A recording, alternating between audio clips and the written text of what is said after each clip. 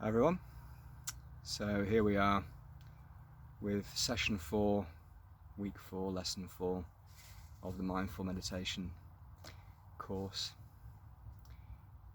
I find myself at the allotment in our vines, which sounds very grand, and to a degree it is, but it's a very peaceful place to sit, so I thought we'd give it a go from here.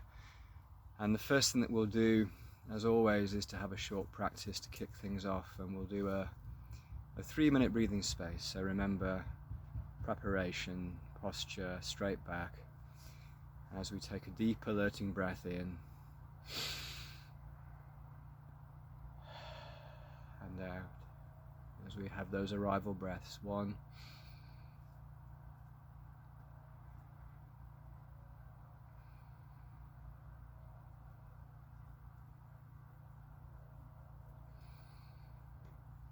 3. Coming now to sit in this practice, thinking first about posture, this focus on dignity of posture, a posture which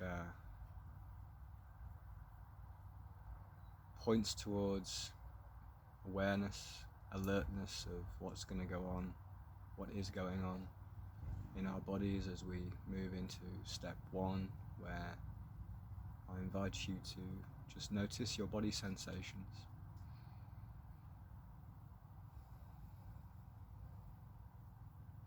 Is there any information coming from anywhere in your body?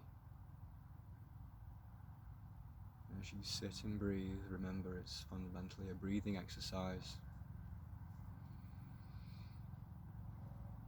Any sensations from the body, from the skin, from the muscles, joints, bottom of your feet to the top of your head, wherever the body sensations might be as we breathe. Thinking also about trying to raise awareness, focus in on any emotions that are going on in our bodies right now, anything that perhaps we've brought in with us from earlier today.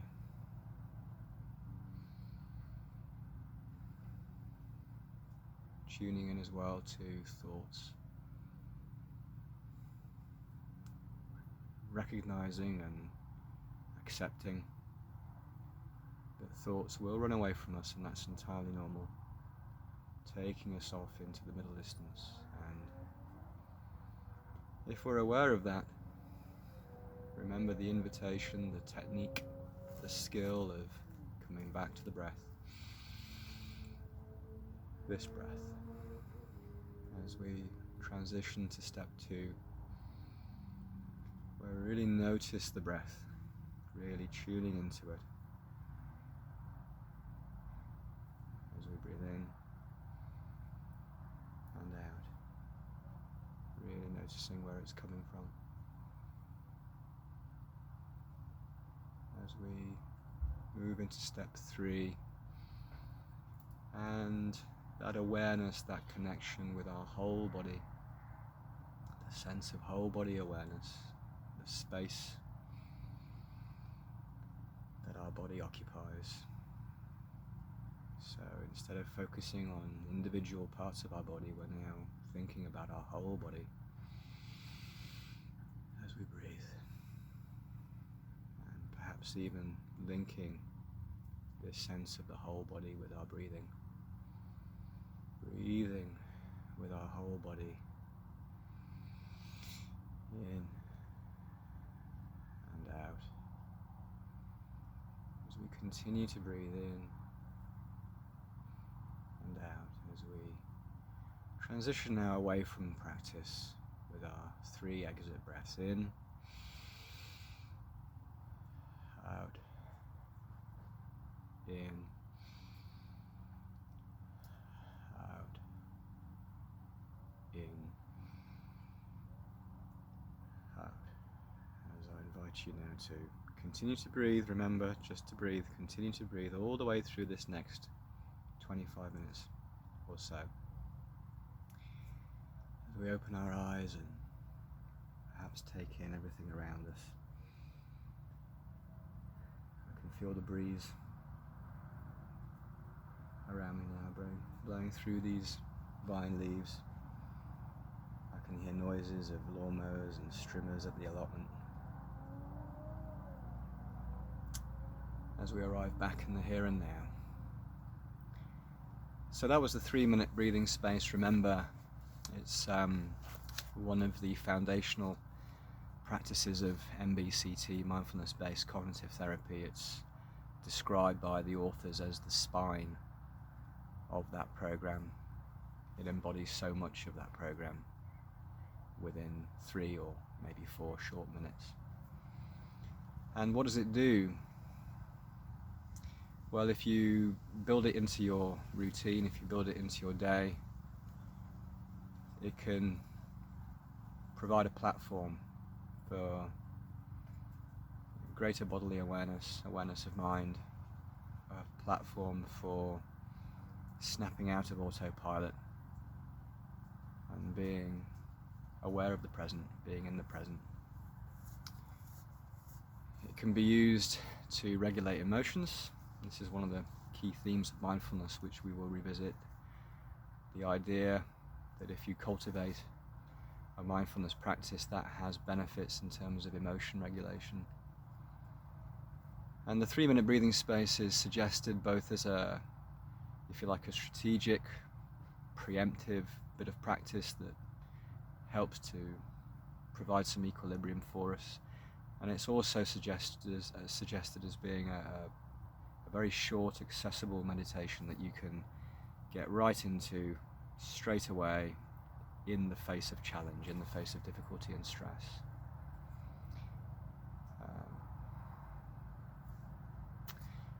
Play around with it, continue to play around with it, build it into your day, build it into your week. So, mindfulness.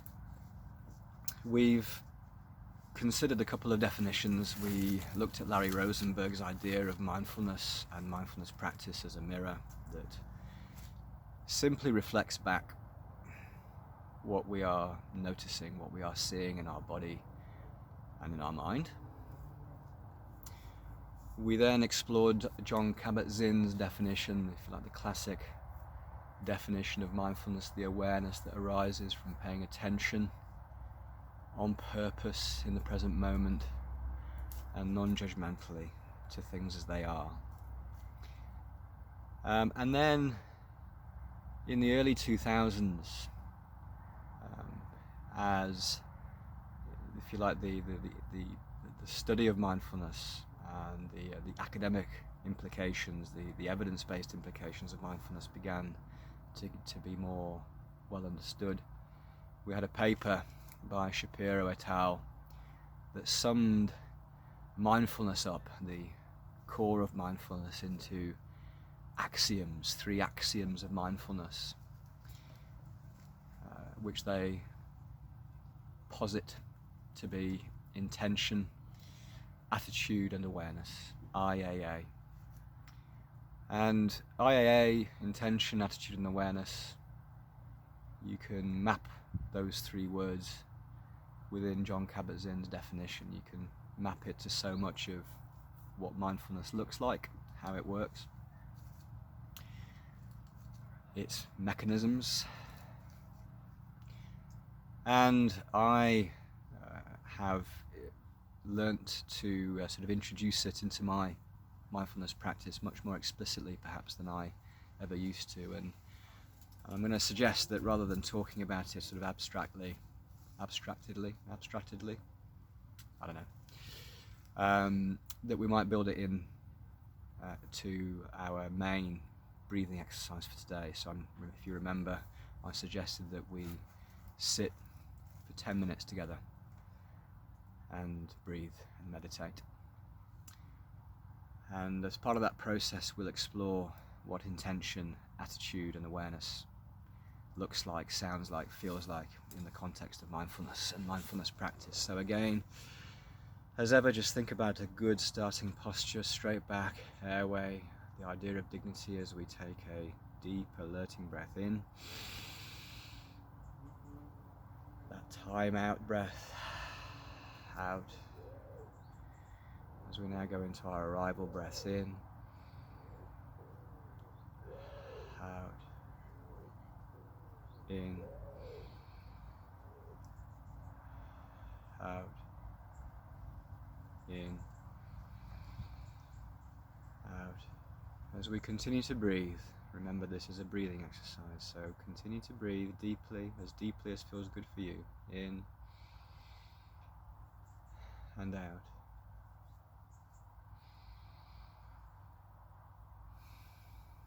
And as you continue to breathe,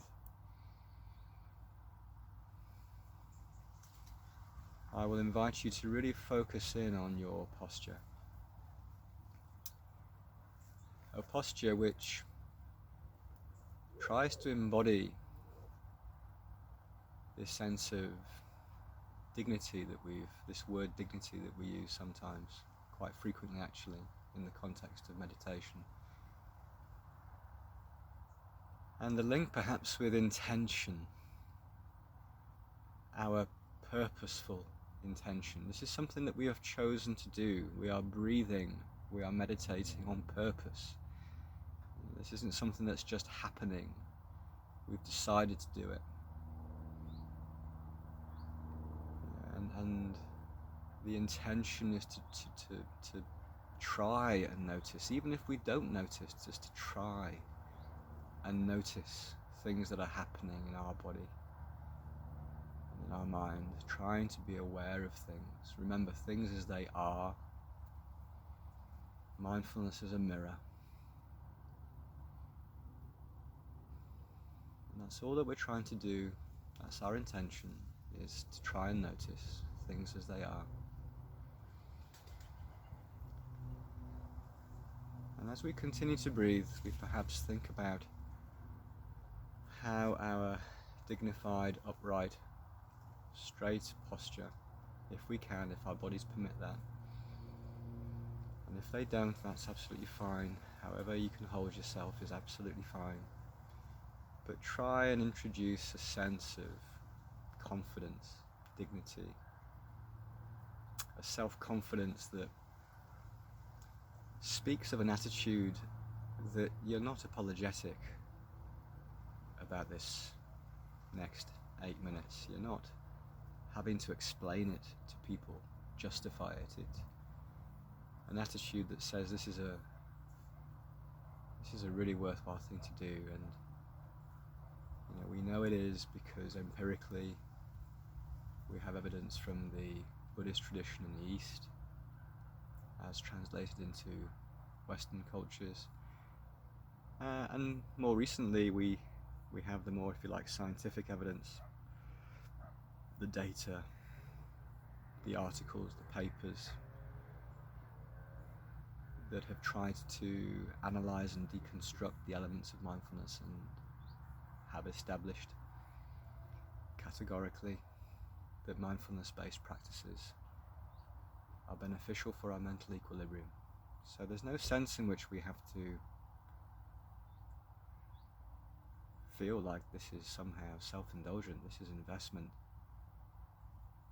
in ourselves. This is about learning techniques and practices that can help us cope, frankly, with what life throws at us.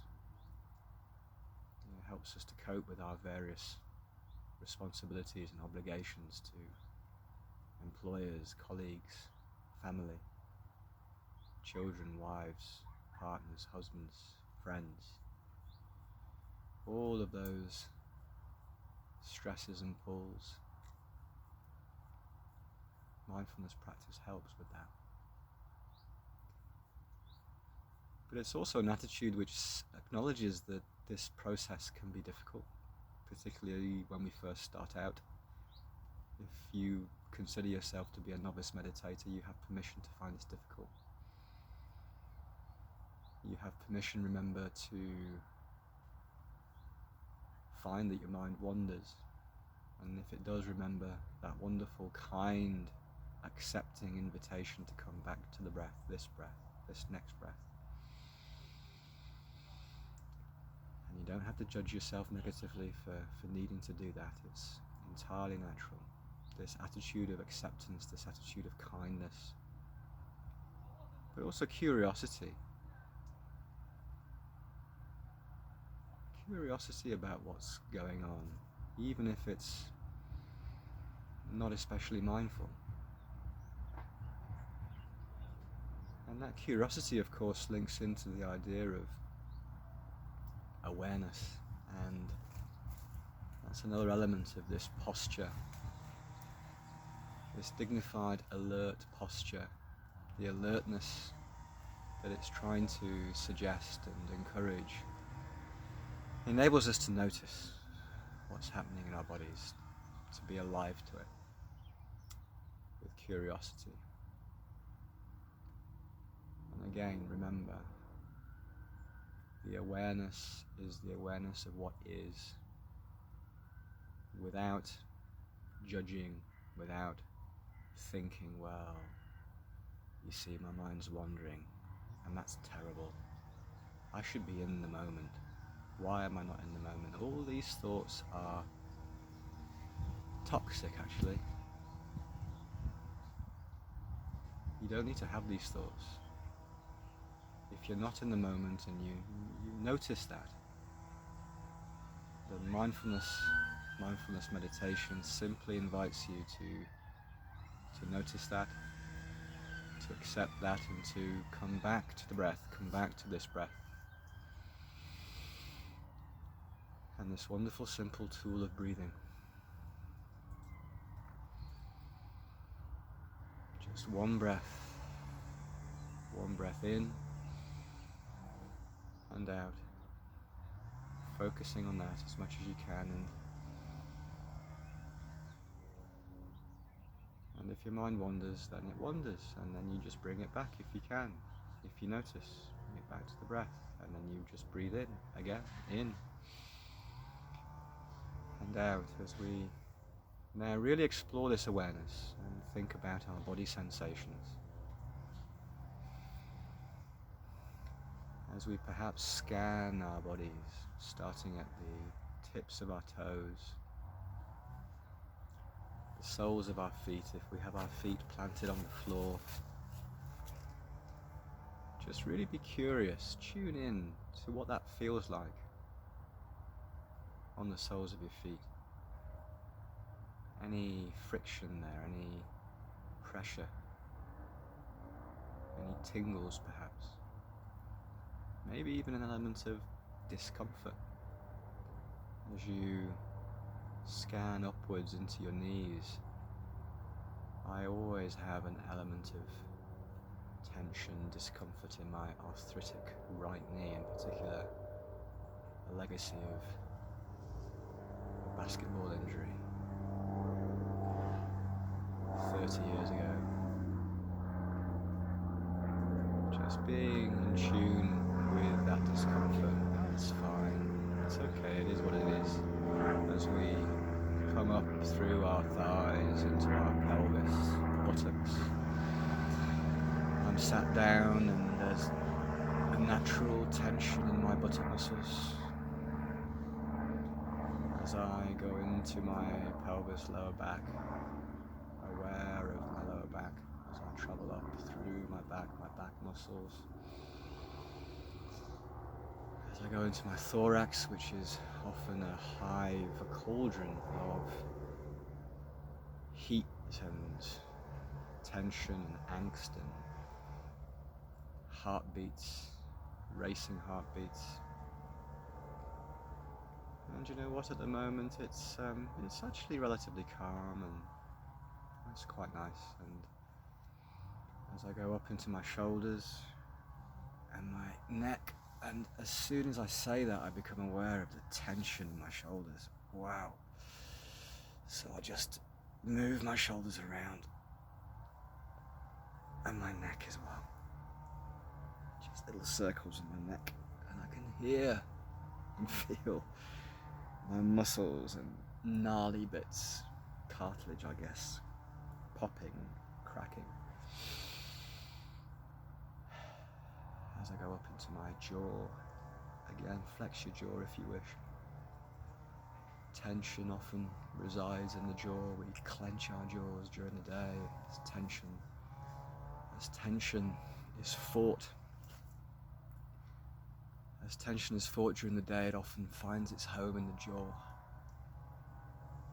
And finally the temples, as we consider any feelings, any sensations in our temples, and now perhaps think about any emotions. Are there any emotions that we're aware of? Any hot emotions, any anger, any frustrations, any resentments from earlier in the day, earlier in the week, earlier in our lives.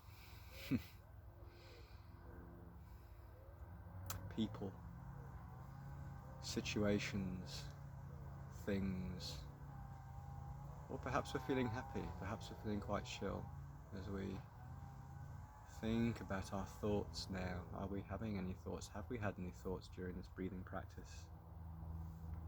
Has our mind wandered off as it is apt to do, and have we had to invite it back to the breath? This breath.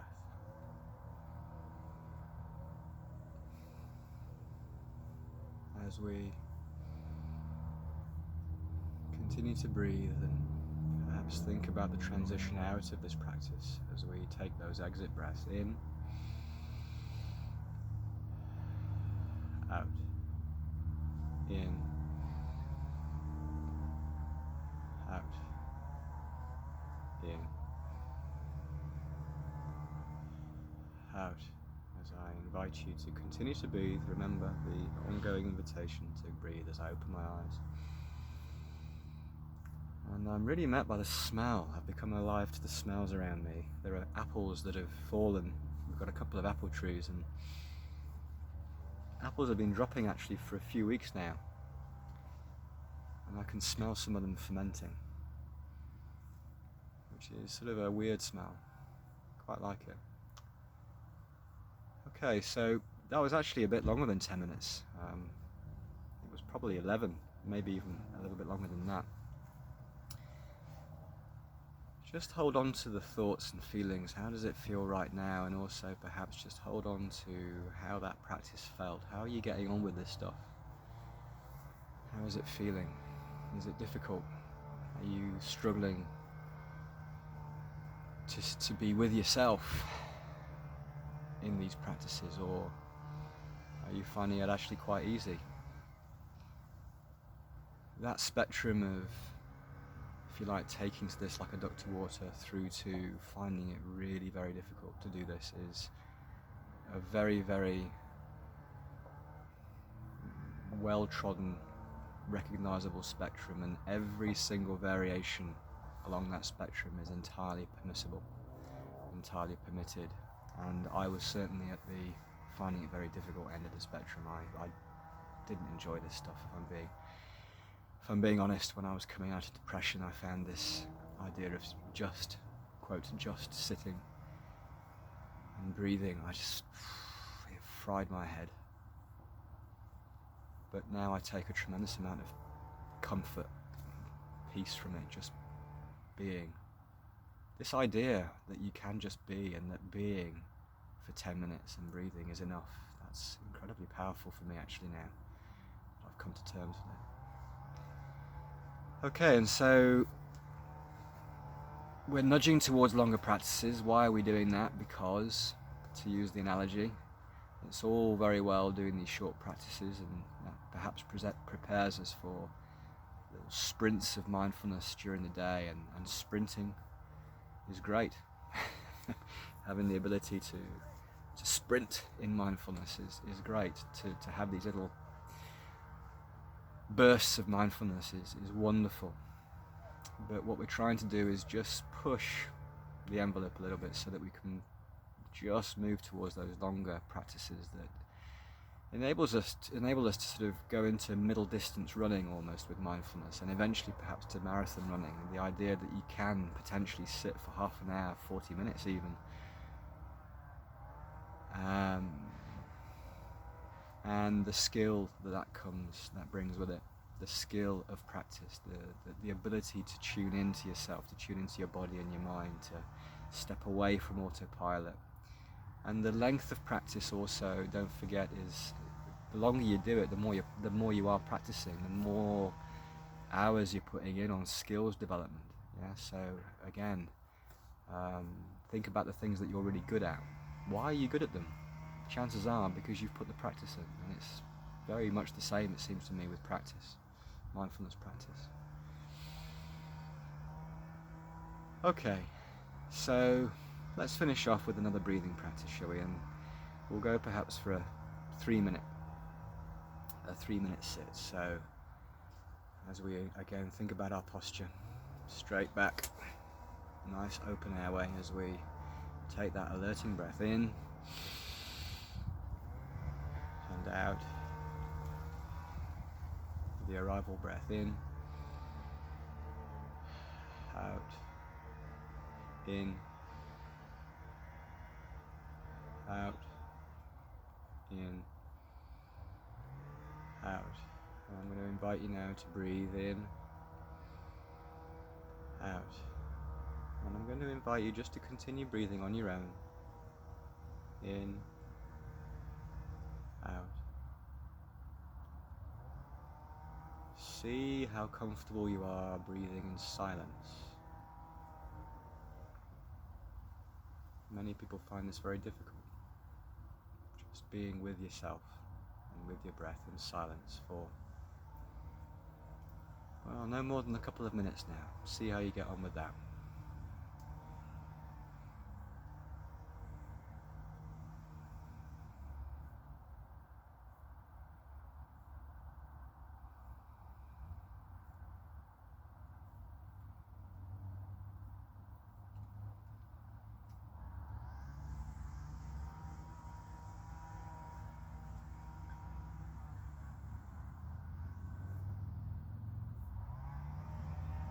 Remember, if your mind wanders, if your thoughts run away with you, that wonderfully welcoming, permissive, kind, non-judgmental invitation to notice that has happened and to come back to the breath.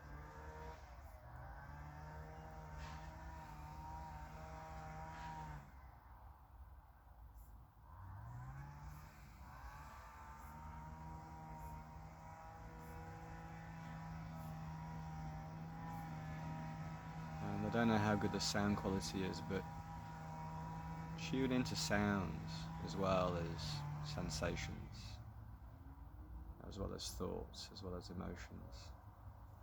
I don't know if you can hear the things that I can hear. Maybe not.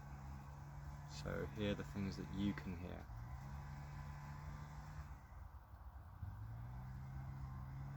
As we continue to breathe in and out. As we now begin to ready ourselves now for the transition out of practice, as we take a exit breath in and out, in and out, in and out, as we open our eyes again. Tune into what's around us, as I can hear, and I doubt you can hear it. I suspect it's pushing the sound quality of my phone too far to expect that you can hear the cricket that I heard all the way through that practice. So what are we saying on the back of today's session? Today's new bit of theory was the idea of the axioms of mindfulness: intention, attitude, and awareness.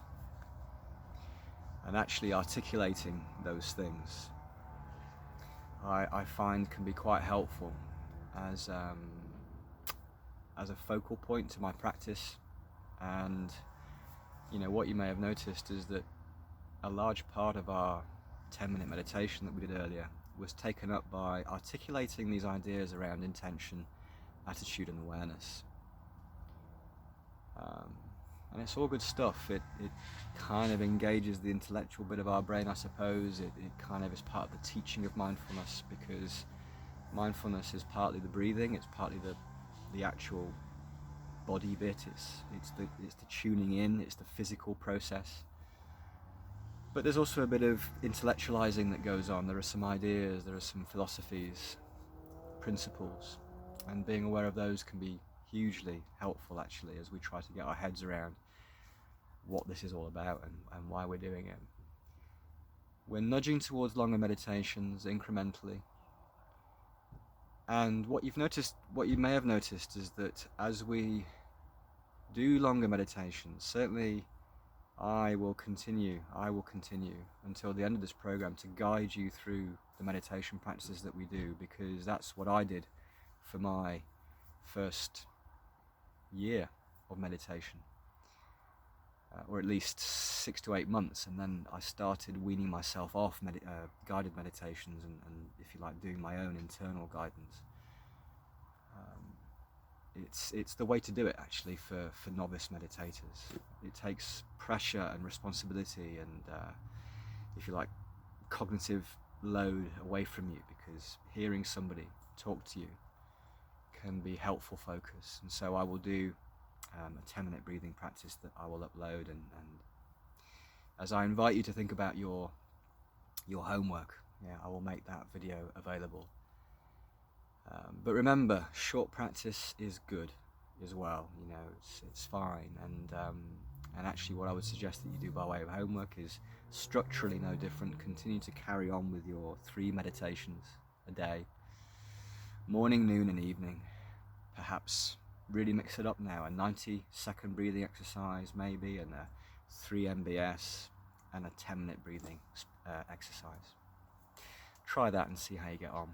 And then next week, kind of more of the same, and we'll see if we can push it to 15 minutes.